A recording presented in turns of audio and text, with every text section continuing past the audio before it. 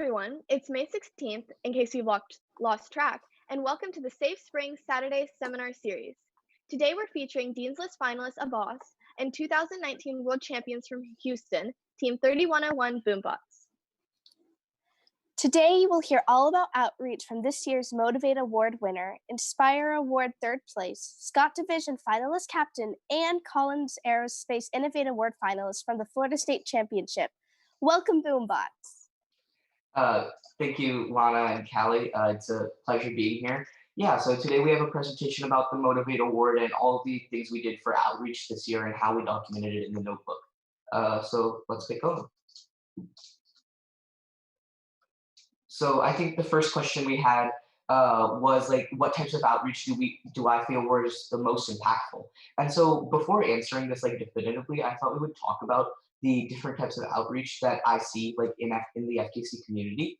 And so the first one is short-term versus long-term outreach. And so, short-term outreach is typically where you just have like one event, it's just like one event where you're going to go to a single place and do it like one time during the season. And then, you may continue it next season, but it's not like super likely that you will. And obviously the pros with short-term outreach is that it's a lot easier to set up than long-term outreach as you only have to go once. I think in my opinion, short-term outreach focuses more on like promoting your team and like promoting first, whereas long-term outreach focuses more on like teaching people and like spreading STEM values. And so the thing is with the long-term outreach is that it is a lot, I'd say it's more difficult to arrange and organize because you do have to do like these repeated dates and all of these things. But I think, in my opinion, I think long-term outreach is always more fulfillful because you see like growth with the people you're working with. And so for example, one of our short-term outreach events this year was at Boombots, we're actually part of a 5-team club from our school, Palm Harbor University High School. And so the president of our club, Matus, he set up an event at at the Microsoft store in Tampa, Florida, with a couple other people. And here, like we gave a demonstration of our robots and like what we do at Boombots and Palm Harbor Robotics and all of these things. And so, I mean, it was a great outreach event, and like we learned a lot, and we got to connect with a lot of new people, a lot of new people. And then for some of the long-term outreach events we did this season, and so I've been on First Updates now for the past 2 or 3 years. And so, that's a show where we do like every 2 weeks, we'll go over things in the FTC community, like whether it's interviews with game designers or major vendors or going over like region recaps. Like we do those every 2 weeks. And with that, what I've seen is like I've seen how our channel has grown so much. We hit like 1 million views between FTC and FRC back in like December, and it was just like insane watching that growth, right? And then like another thing we've done is I started a program in India 2 years ago, and so the 2 years ago I went for the first time, and then this year I went again during winter break with one of my friends. And so, I saw a ton of growth there with the students learning like all of these new CAD skills, all these new programming skills, and just, really enjoying robotics and STEM. And so that's what I think is like a benefit of long-term outreach, is just seeing the overall growth. You guys have any questions about that or anything to add? Yeah, so I have one question. Does all of your Sure. team members participate in planning outreach events? Um, Planning wise this year, I would say that I planned the majority of outreach events. Like like team members do plan stuff, but it's not like required on our team. I know like last year I made it required on our team because we had a lot of new freshman members, so I wanted them to all get into outreach. But this year, since our team was an all senior member team in the sense like, or not senior member, but everybody had been participating in FTC for at least 2 years except like one freshman member. So that's why it wasn't really like required. But yeah, like some people did plan, but we made sure that pretty much almost everyone went to at least one outreach event. I also have Cool. a question. What is something very important to keep in mind when you're planning these outreach events? I think the most important thing to keep in mind is like how you can have a long-term impact on people and like make them like really remember like this is what First stands for, and like this is why First is such a great organization, like why it's so important to like support STEM and all of the teams and people like participating in STEM. So yeah. Very cool. And then now I guess we can go on to virtual versus physical outreach. So I mean, it's pretty self-explanatory, right? Like virtual outreach is outreach you're going to do on the internet where you're not necessarily interacting face to face with people. And I think one of the really pros about this is that like social media is like really expanding like right now in this age of technology. And like with virtual outreach, like you can really just take off. And I'll use First Updates Now as another example, right? Like we went from, I don't know, I'd say like 30 to 40 concurrent viewers on our streams to now like when we had the robot reveal, the world robot reveal last year, we had like 200 people concurrent. And you can just really make a big impact in the community. And like I've seen like when we go to like states or things like that, people will be like, oh, you're from First Updates Now. And I'm like, yeah, like you watch the streams, don't you? And it's like it's a really cool interaction. Physical outreach, on the other hand, like it's direct face to face. And so one example of physical outreach we did this season was presentations at Roboticon, which is basically like a robot expo in Tampa Bay, in October. And so here we did two presentations, one on notebooking and one on linear slides. And we actually got to meet Ken Johnson, who used to be the ex-president of First, I believe, and then he handed it over this year. So yeah, that was really cool. And physical outreach, I'd say it's a lot easier to see like the direct impact you have on people, which is it's always a good feeling knowing that like what you've done does make a difference in the community.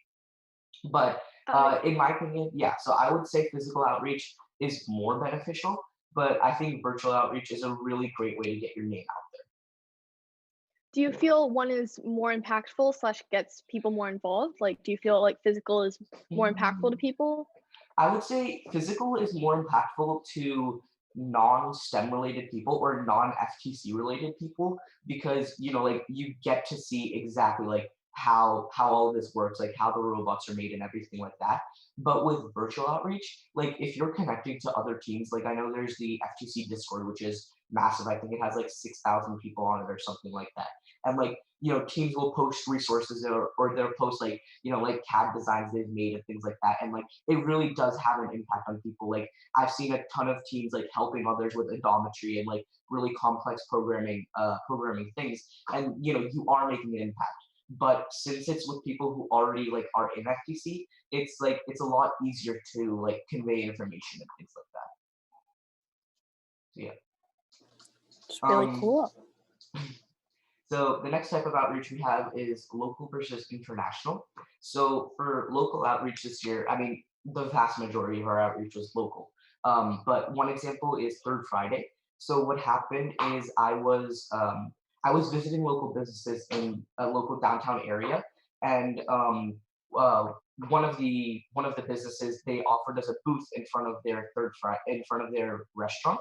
And so basically what it is it's just like a community night where a ton of people just come to Main Street to take care of our downtown, and like they'll visit all the booths, and a lot of people will be selling stuff. And there are a couple organizations. So what we do is like every month, every third Friday, is we basically set up a mini field there, and we like tell people about FTC and like what we do at Palm Harbor Robotics. And so it's really great with connecting with the local community. And so a thing about that is it's a lot easier to set up than international outreach. And like it's really nice because like you get to have that direct local impact, right?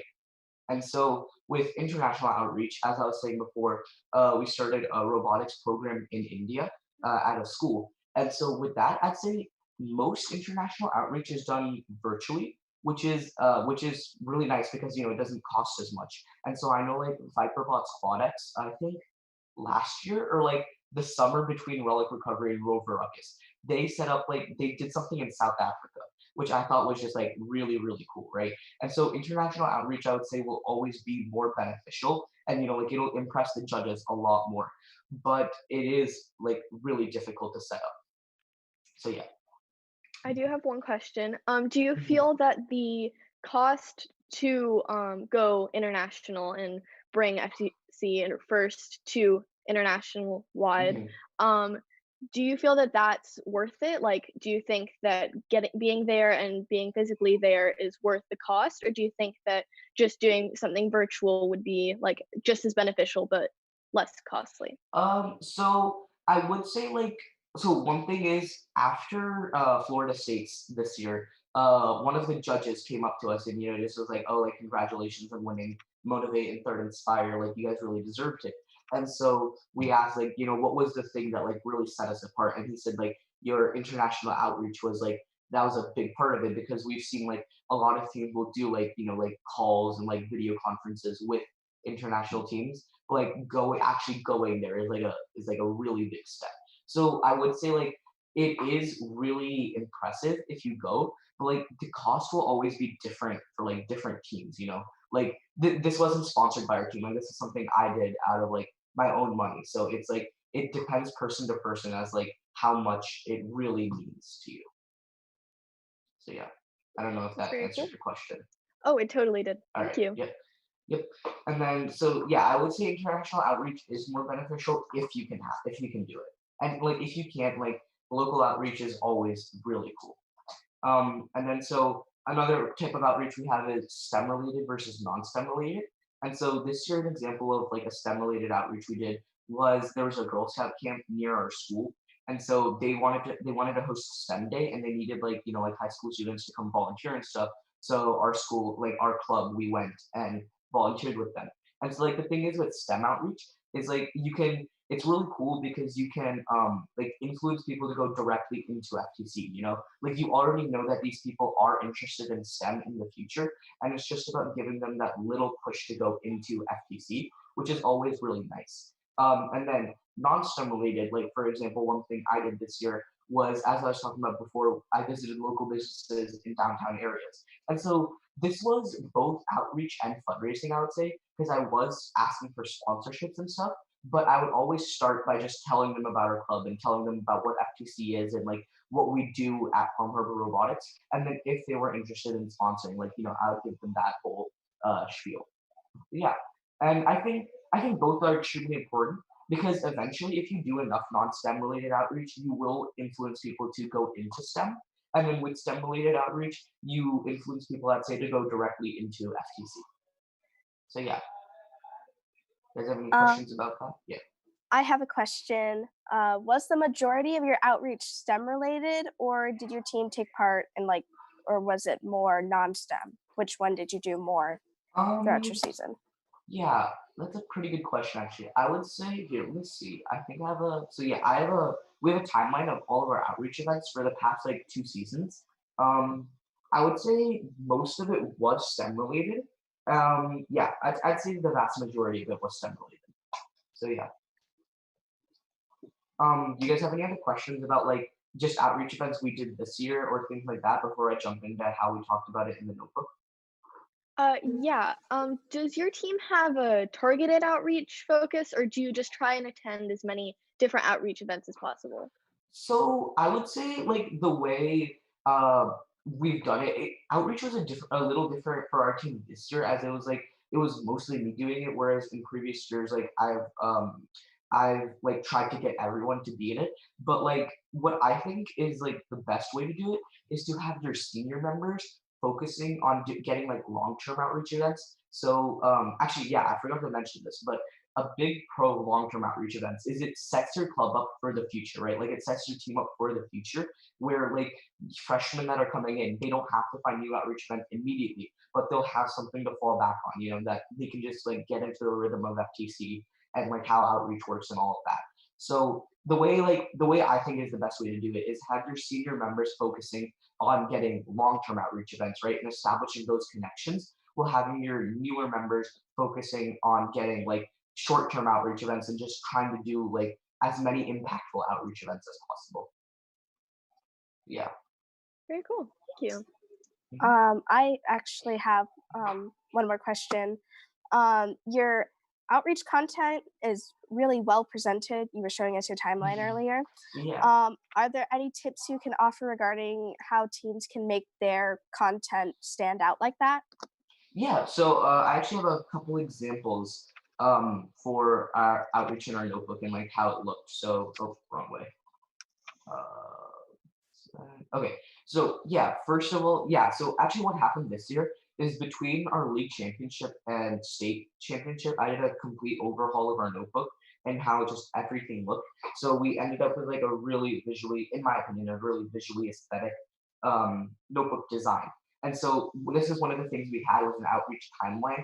Obviously, this isn't like completely necessary for everybody, but I just thought it was a nice touch just to show the judges like how our season had progressed through the whole season, like how our outreach events had gone.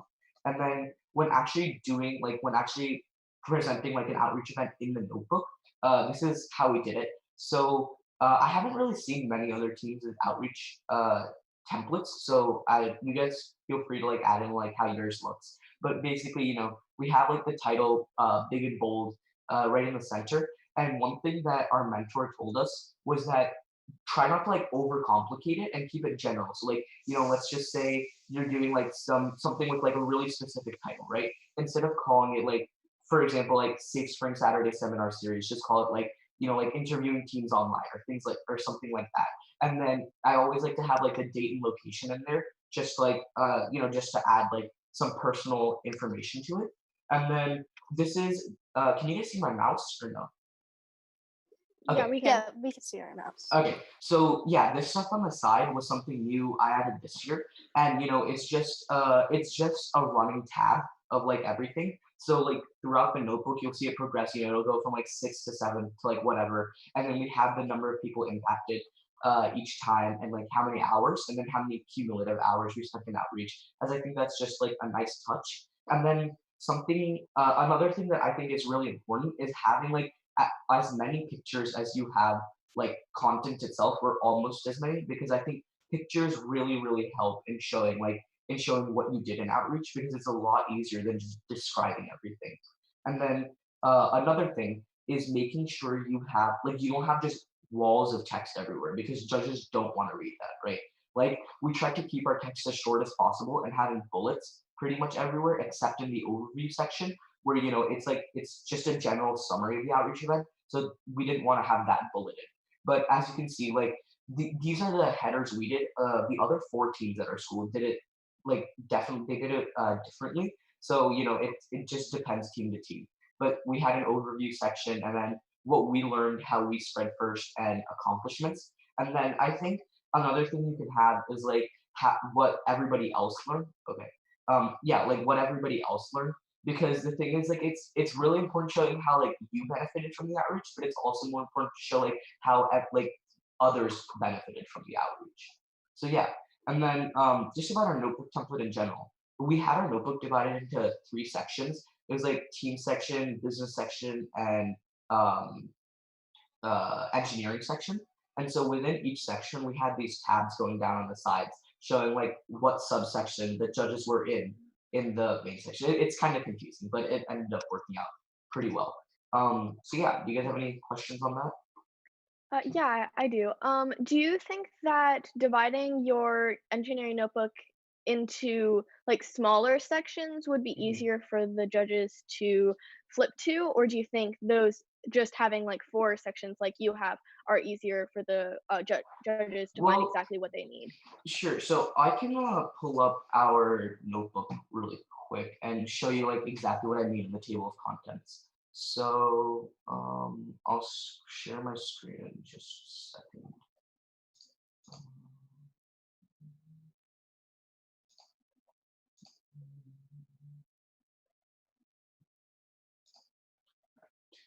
Okay, so for example, um, here, let me change my screen share settings.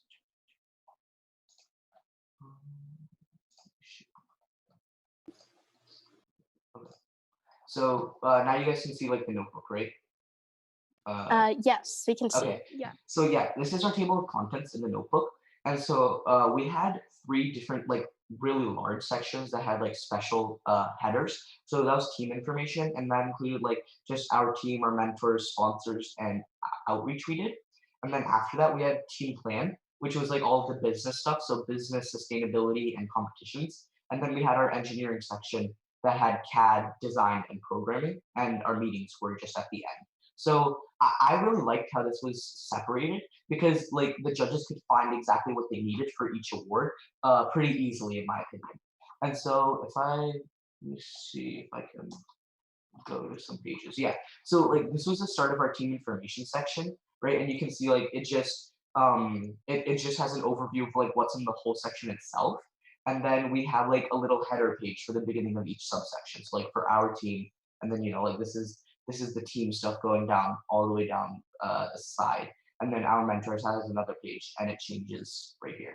So yeah, that's how we divided that. And I thought it was a really clean way of doing it, but it changes from it changes from team to team, I'd say. Gotcha. Yeah.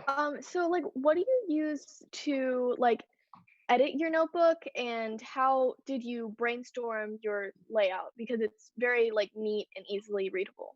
Yeah, so I've used like a variety of different softwares. So my freshman year, we used Microsoft Word to make the notebook, and I think it turned out fine. But like the information and everything was there, it just wasn't like visually pleasing. And then last year we went from Google Docs. From like we our notebook was made in Google Docs when we presented at League Champs, and then it was made in Microsoft Page, not is it called Pages? I think it's called Pages. Publisher. We made it in Publisher for states, and then we completely redid it and made it in Adobe InDesign for Worlds. And then so now this year we kept it in Adobe InDesign the whole time. Or actually, what we did is we had meetings documented in Google Docs so that everybody could just put in information, and then we converted those into Adobe InDesign files. So yeah, we used Did Adobe did InDesign. you have did you have one person mostly like design the layout, or was it split up into different team members? So the way we did our notebook design is I completely designed it between or going into states, and like I mean I didn't like completely design it, but I worked with everybody to create like the draft of the design, and like we just sketched it out on paper and like using like tablets and stuff. And then after that I converted it into Adobe InDesign, and I just sent out like the different sections to whoever was responsible for that section, and they just used it to like put in the content and stuff. Oh, So that's yeah. great. Mhm. Your notebook looks really, really cool, and it's very Thank you. like aesthetically pleasing. Yeah, we spent a lot of time trying to make sure like that happened because like what we saw between leagues and states when like comparing it to the other teams in our school was that like we had all the content there, but it could have just looked a little bit better. And so we just decided to do a complete overhaul for that. And I guess it turned out for the best. Yeah. I actually have another question for you Hmm. guys. Sorry, one second. Um, I was wondering, what was your most memorable team outreach experience?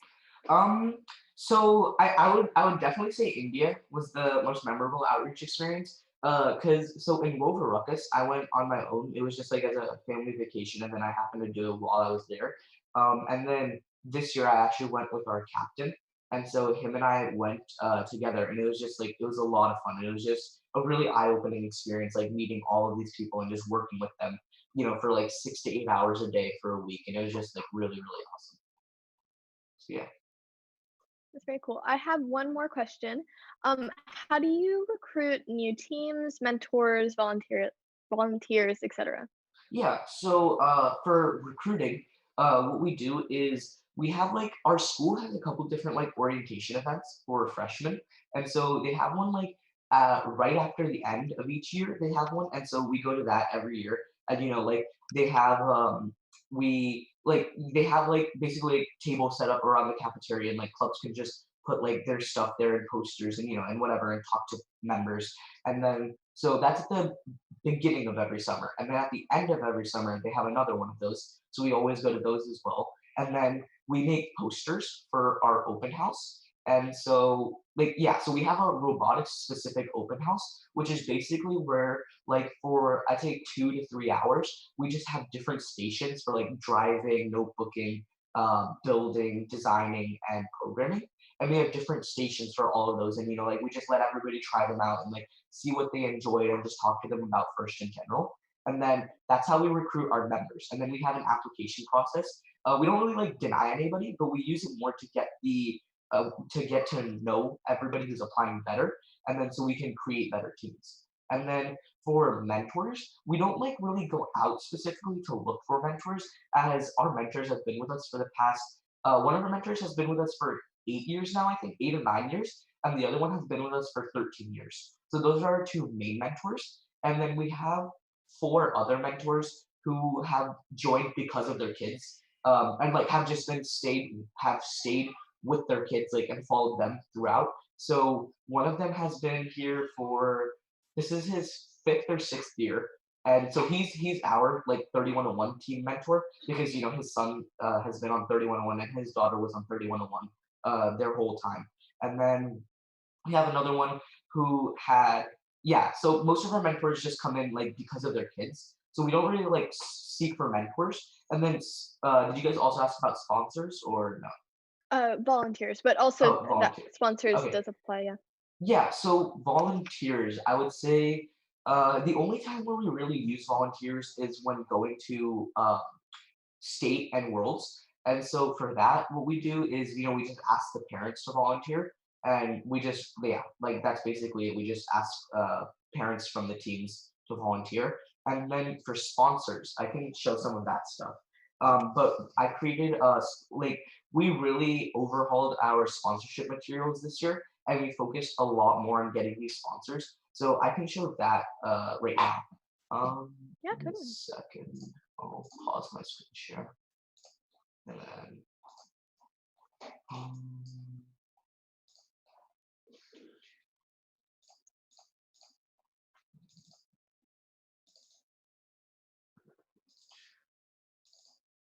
so for sponsorships, can you guys see my screen? It's taking a little bit to Okay. switch over, I I can think. see it. Oh, there we Yeah. go. Alright. Yeah, I can see it. All right.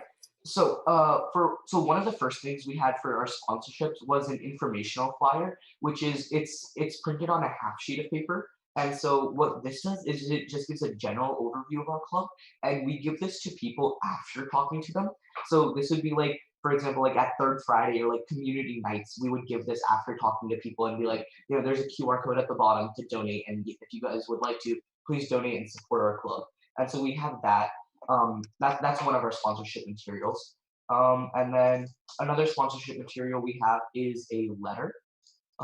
We change this okay, so this is a letter we would give to businesses after talking with them also, and it's a more in-depth information about our club and like what we've done. And so we have a couple pictures in there to just break up the text, and then we have QR codes at the bottom for like there's a lot of links. I think one of them is our notebook. One of them is like a video of one of our matches where we stacked 12 high. Another one is a first updates now video to show like outreach, and then the last one is like our sponsorship package itself.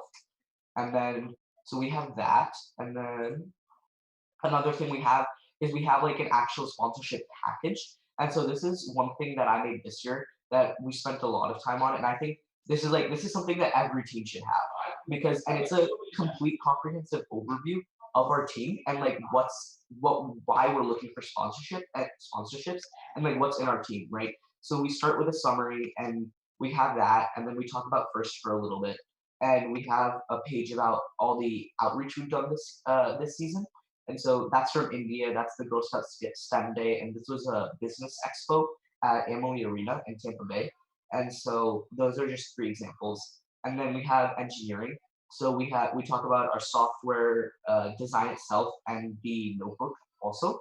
And then after that we have our budget, some sponsors, and then this is like where it really hits home is like with the sponsorship levels. And this is like I think this is what's really impressive to sponsors because it shows like you really care about them, right? And you want to make sure that they have like the best option, like they have all the options available to them and they choose which they think is best. And then after that we just have a little contact information thing at the bottom. So yeah, so those are like our main sponsorship materials. And then we also have a printed version because that one was 5 pages, and then this one is 4 pages. So this one turns a lot better. This one turns out better printed. So it's the same information with some of it cut out, or yeah. So we cut out. What did we cut out? Oh, I think we cut out information about like. Actually, I can just see this up. Um, So, sorry. Okay, so we cut out the slide about our budget sum, or we cut out our sponsor slide, and then we like decreased the size of some other stuff, and so it turns out into a nice like 4-page packet. So yeah, so that's our sponsorship materials. Awesome. I have a question. So, for rookie teams who are just starting out, what is your advice for them going into outreach and fundraising and possibly recruiting mentors? Yeah, so for outreach and fundraising, I would say focus like I would say as a rookie team, like your goal should be like focusing on the sustainability of your club and making sure that like you're not just a team for 1 year. And so making sure you can get a lot of long-term outreach events and establish connections that will last you for years in the future. So that would be one thing. And then for sponsors, I would say first start with like parents and people you know because they'll always be willing to like or yeah like most of the time they'll be willing to like get you started on new projects you have and things like that, and then in the future talk to people that like you don't know at all, and like once you have some credibility established within your club, then it should be easier to get new sponsors that you don't know.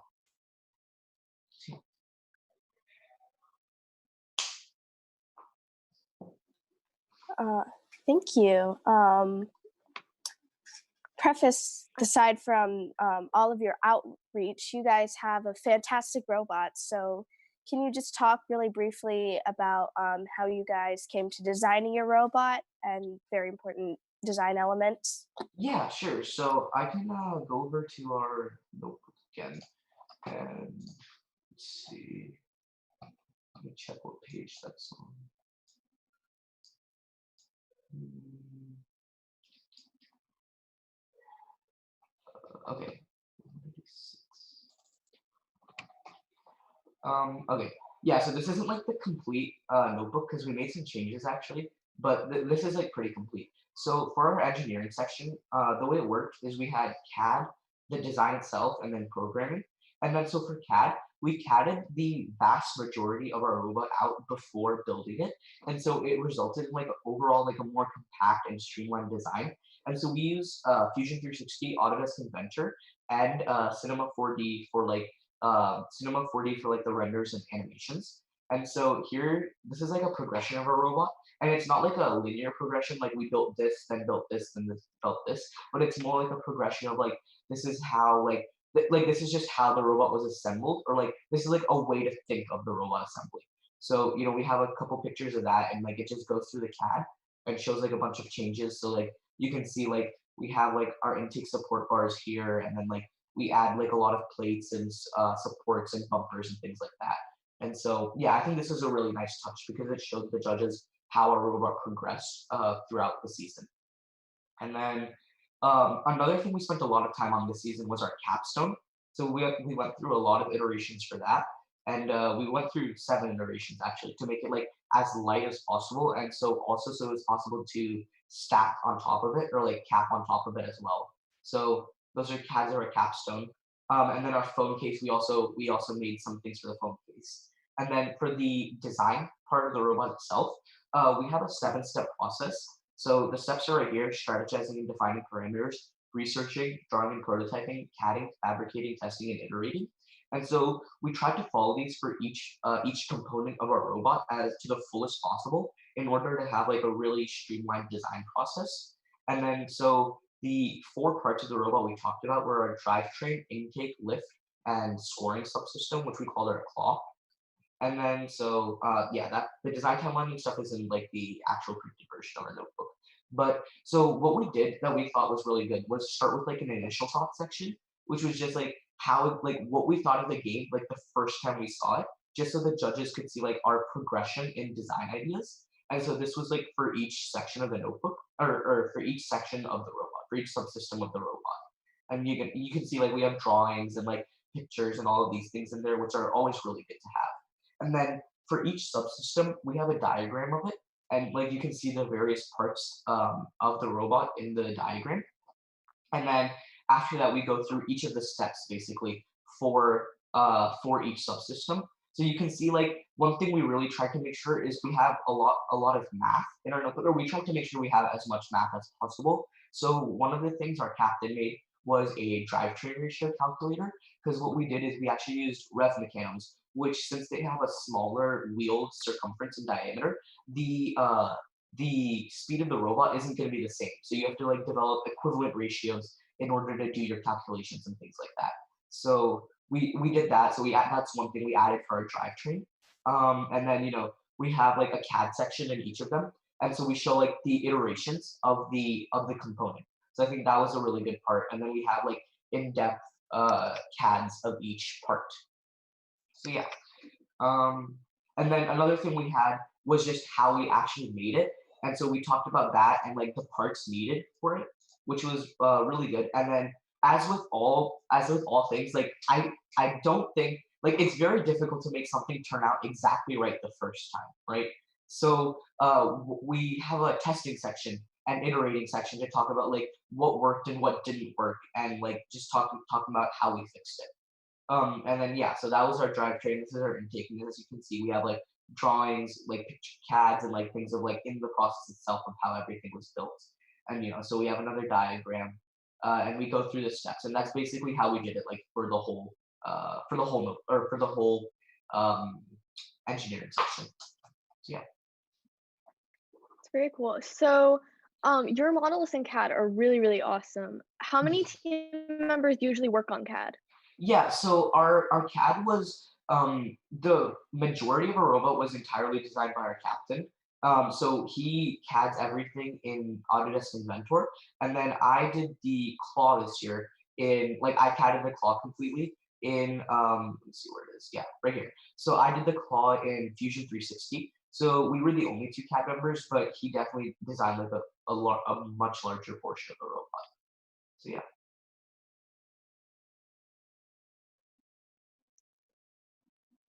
I don't think I have any more questions. Callie, do you have any questions? 1 second. I'm trying to see if we have any questions. Don't think we do. So that's all the time we have for today. Thank you, Boombots. You're such an amazing team, and we're grateful that we got to spend the afternoon with you. Yeah. Again, thank you, Boombots. We've learned so much, and you shared some fantastic information. Remember, next Saturday at May 23rd at noon, we'll continue our series with a presentation from the Swamp Bots. You won't want to miss it. Thank you for joining us, and we'll see you next time.